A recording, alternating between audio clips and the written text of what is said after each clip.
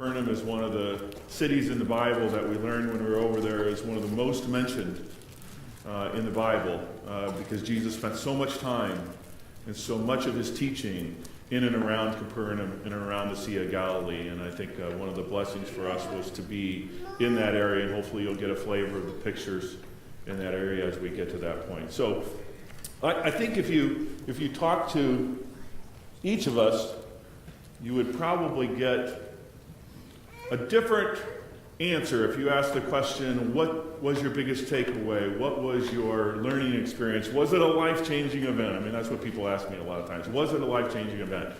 I think we would all answer that in a little different way. And the places that were more spiritual to us will vary and be different. And some of the places that we'll talk about this morning are places that you might not think of as being the spiritual places you would think of as when you go to the Holy Land, like the Wadi Rum, which is where Lawrence of Arabia was shot, the movie. But it's a very spiritual place. Petra in Jordan was a very spiritual place. So you'll get very different answers from us when you ask that question, and I think you'll see it highlighted by what I did this morning is I gave everyone the option of what do you want to talk about this morning? And nobody chose the same thing, which kind of happened all on its own, that people chose what was kind of special and meaningful to them about the trip. So I will start off just with a few photos as we go through here. This was our hotel in Amman, Jordan, that we arrived at when we first got to Jordan. And one of the very first things we did, we went to an old Roman ancient city of Jerash, which was in Jordan. And a lot of people don't really consider the fact that Jordan is a significant part of the Holy Land. Many significant things happened in Jordan, as you will see as we go through this journey this morning. These are just a few photos. An old auditorium that is still being used to this day, which was kind of, the acoustics were really amazing in there. And just some of us wandering around some of the ruins that were there. You could still see many times the mosaic floors and the mosaic tiles, and there were places you could move the dirt away and there was mosaic floors that had still not yet been uncovered, which is very interesting.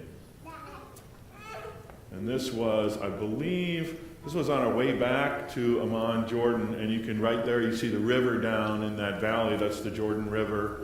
And we stopped here, and we did have lots of moments of prayer.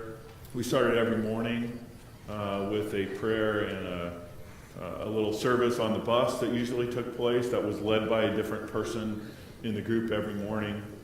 And here Pastor Rick was taking some moments to share some time with us there.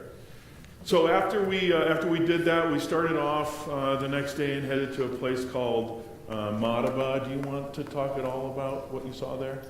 Okay, just when we get past it. Some people aren't used to being up in front, and so you have to give them lots of encouragement this morning as they're very much outside of their comfort zone this morning.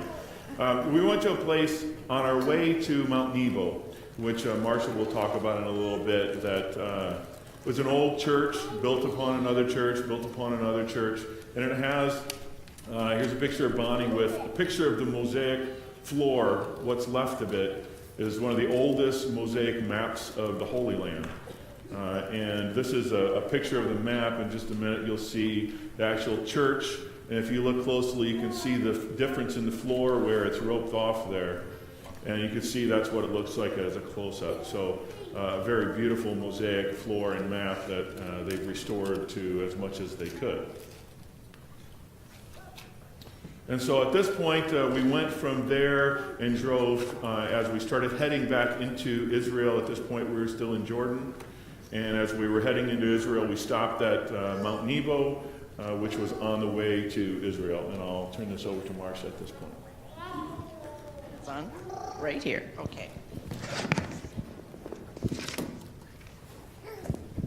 First of all, I have a Bible verse from Hanukkah. For chapter 2, verse 11. This hasn't anything to do with Mount Nebo, but it has, for the stone shall cry out to the wall. I have never seen so many rocks in my life. millions and millions and millions of them. People were making fences with the rocks. There were so many rocks. And no, I did not go offer to pick them up either. Mount Nebo, I'll give you a little bit of information about it. It's 1,000 meters high, located in Jordan, opposite the northern end of the Dead Sea, which we did go to also. According to ancient tradition, this mountain from Moses, he got to see the Promised Land. And yes, you can see the Promised Land from Mount Nebo. Because of the connection to Moses, Mount Nebo has long been an important place in Christian pilgrimage. Excavations led by the Franciscans who own the site have uncovered significant remains of the early church and in its magnificent Byzantine mosaics.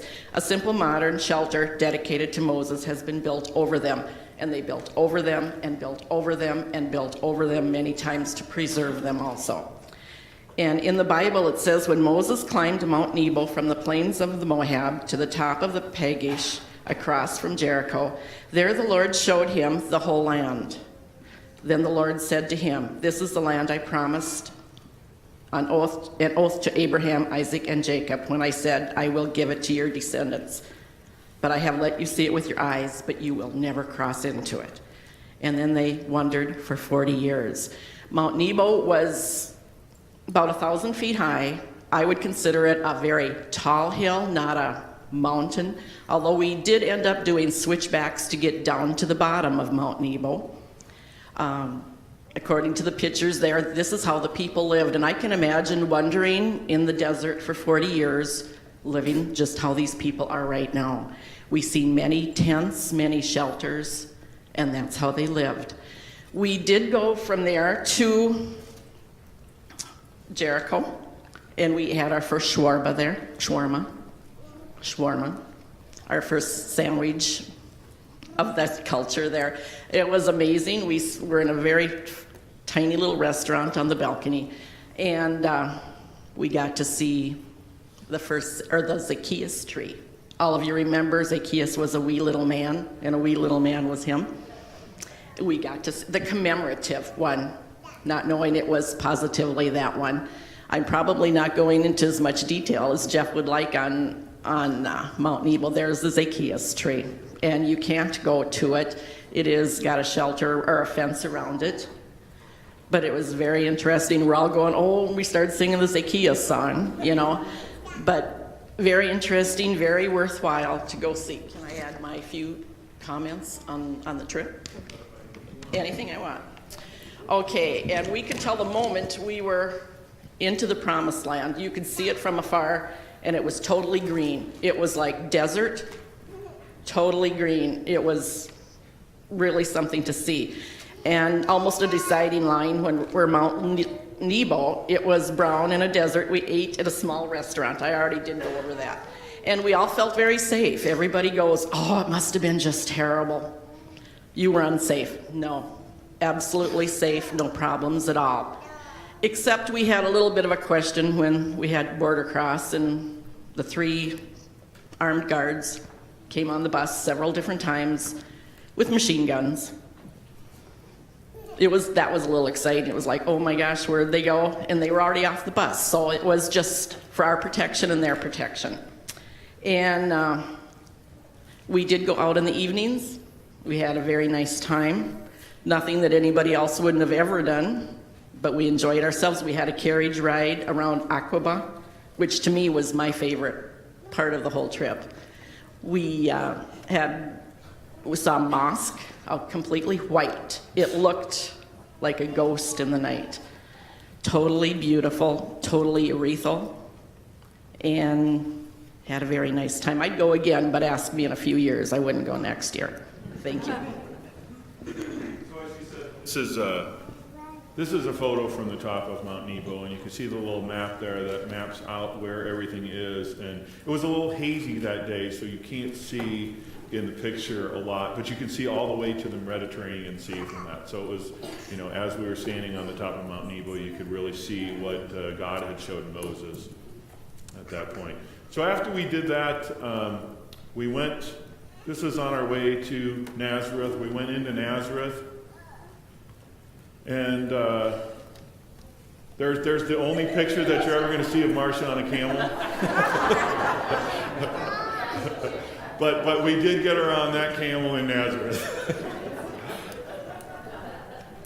So as we were in Nazareth, one of the first things we did on the outskirts of Nazareth was we went to a kibbutz, which is a very old, kind of like a socialist communist city within Israel that the Jewish settlers that came and when they originally settled the Holy Land in Israel back in the early 1900s, they lived in this type of system. And it was a very meaningful and educational visit for us there. Not very many people get to actually go and visit a kibbutz when they're there. And this was the kibbutz that we were on. This was Lydia, who was kind enough to show us around there. And they have a small Holocaust museum in the outside of their, on the outside area of the kibbutz. And one of the interesting things was most of these monuments all have bullet holes in them from the last Palestinian Israeli conflict that happened in the early 2000s, and so they've left them there just as a mark of the conflict of the region. But she would talk about how there were tanks that would come over the hill during that time, and kind of very much a different world to live within. And one of the other trips we made while we were there is we went out to Caesarea on the Mediterranean Sea, and these are some of the old Herod's castle there. This was a place where Pontius Pilate was the prefect and kind of the ruler of this place. So you can kind of see the remnants of the old palace. And this was the old, you can see kind of on the side there, this was an old, basically, where they had the chariot races right along the ocean. And quite amazing to see. We did a lot of historical things like that as well as the religious aspects of our trip. And this, so this was a couple photos from around Nazareth, and this was actually from Zephyrus, which is a place where very likely Joseph, Jesus' father, probably traveled to and worked because they were building a city here. It was about 5 kilometers from Nazareth, and very likely this is a view that they saw as they looked back toward Nazareth and around that area from the top of that. This is one of the, does anybody want to mention what you learned about the caves underneath the church in Nazareth and about the different levels and about the story of the trip? All right, I'll share it. So this is a picture of one of the original caves in the original village of Nazareth that's now currently underneath the church. And what you will see is there's a couple different levels of the cave, and one of the items we learned, and there was a lot of historical things like this that we learned on the trip that were brought into context, is that the story of Jesus' birth and going to Bethlehem and there being an inn that he went to and there was no room, and none of that's true. There were no inns back in that time. They didn't have inns. And the word in the Bible for inn that they use, the original translation, means upper level. And what you will see in the cave is these were the caves that they lived in. And this upper level is where the families and the people slept. And when it got really cold, they would bring the animals in, and the animals would stay on that lower level, down where those pylons that are supporting that, those aren't original. The animals would go down there. So what the story really means is when they came home, they didn't have any room on that sleeping area for them. And so they had to go down and sleep more likely on the lower level with the animals. So quite interesting context that being there brought to the trip. All right, and so at this point I'm going to turn it over to Bonnie, who's then going to talk about a little bit about our trip to the Sea of Galilee and our visit in that area. When I first heard about this trip, I thought it would be a trip of a lifetime. We would be walking where Jesus walked, and so we did. The Sea of Galilee and the Jordan River were the highlights of the trip for me. At the Sea of Galilee, as the bus pulled into the parking lot, you again would see the armed Israeli soldiers walking about, and I actually took a picture of them. I don't know if you were supposed to, but we would be going for about an hour boat ride here. I always wondered what the size of the sea was, and looking it up, it says it's 13 miles long and 8 miles wide. When we got down to the water, it was looking a little rough and the sky was overcast. But as we boarded the boat, the waves calmed down and the sun started to peek through the clouds. It reminded me of the story in Matthew 8, verses 23 through 27, where Jesus came and calmed the waters. It was like you could feel his presence there. Daniel Carmel, the owner-operator of the Sea of Galilee worship boats, said he came to know the Lord while working as a boat captain. He began his worship ministry by taking out groups like ours. He sang some of his songs, and Jeff also sang. Pastor Rick pointed out the wadi where he said most likely Jesus would have walked through to get to the Sea of Galilee. We have many pictures of this, so I hope you'll have a chance to take a look at them. Then we went to the Jordan River and walked down where individuals or groups can actually go into the river.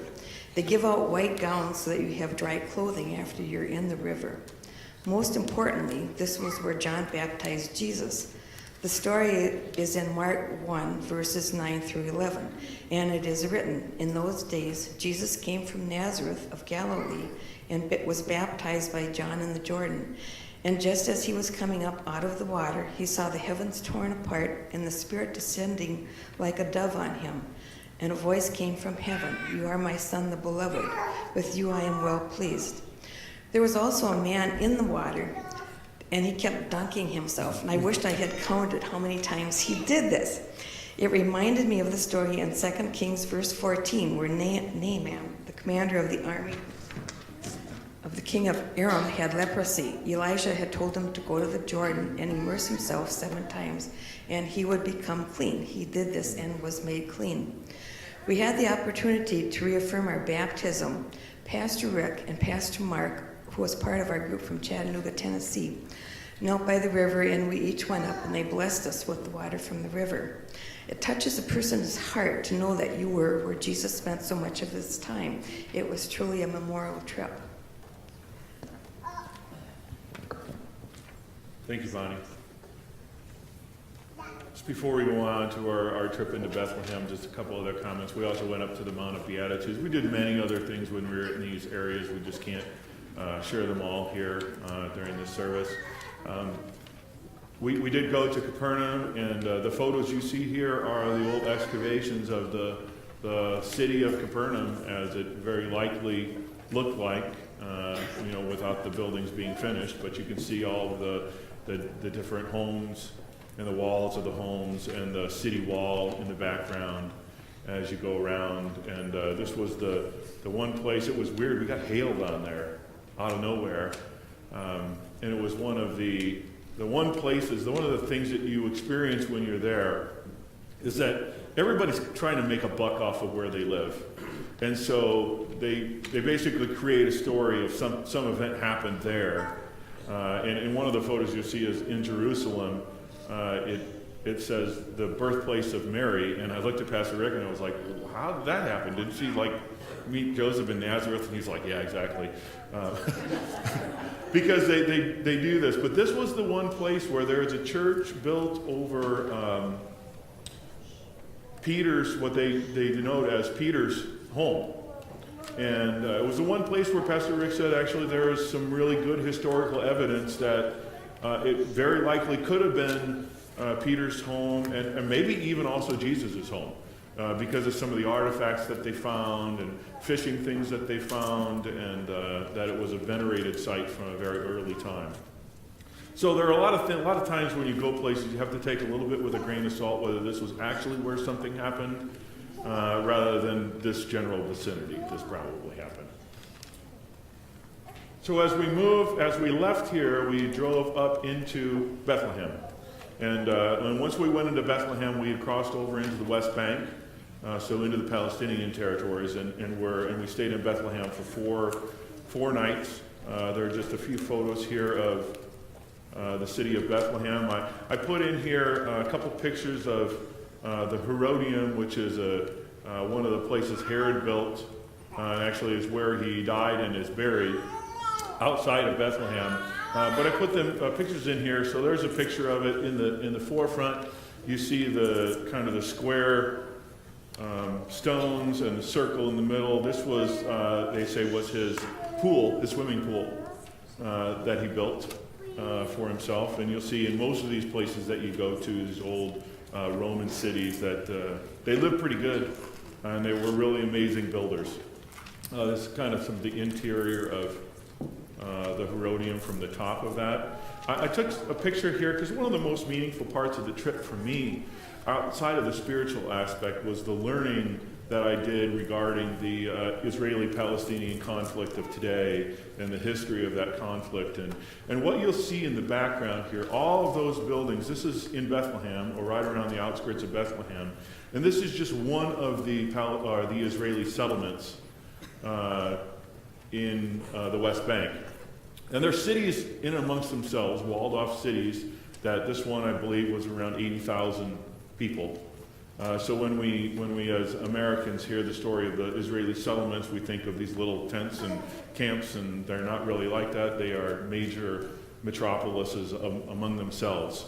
And this is one of the views of one of the settlements. Just a couple other pictures of the water system within this, just because I thought it was interesting. A funny picture of Pastor Rick there wandering through. And the sheep herder, as we were coming down, you see that often in places, and really gives you a flavor for what it might have been like in Jesus' time, because these things are still going on today. Then one of our trips in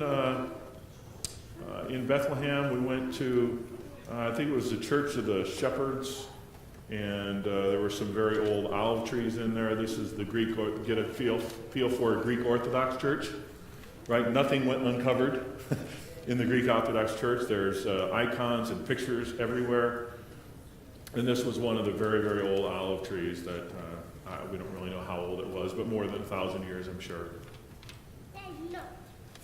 And then one of the special places, holy places we went to in Bethlehem was the Church of the Nativity, which is the oldest functioning church in the world. The story is that when the Persians came and conquered this land, they tore down every church. And so there really are no churches existing from those days anywhere in Holy Land at all, except for this one. Because they had painted a mural on the side of the church of the three wise men. And where were the three wise men from? Right? They were Persian. So the Persians saw themselves in the mural and decided to spare this church. That's the story. But it is the oldest functioning church in the world, and was the only church that was not destroyed during that time, and is denoted as the birthplace of Jesus in Bethlehem. That's a picture of the inside of the church. And you see over on the right, people are waiting in line to go down into the grotto. There's a couple other pictures there. They're waiting to go down, and that is where the Star of Bethlehem is, that denotes the little cave where Jesus was born. Now, whether or not he was actually born right there, we tend to doubt. We don't have any evidence of that, but there is a lot of evidence denoting that something very special happened on the site of this church back to the very first century, back to 100 AD, where they started denoting and building something there. And as Pastor Rick would say, what else happened in Bethlehem besides Jesus being born? That they would be denoting a holy place. So very likely is the holy place very, very close to where Jesus was born. And that's a picture of the Star of Bethlehem there from down in the grotto.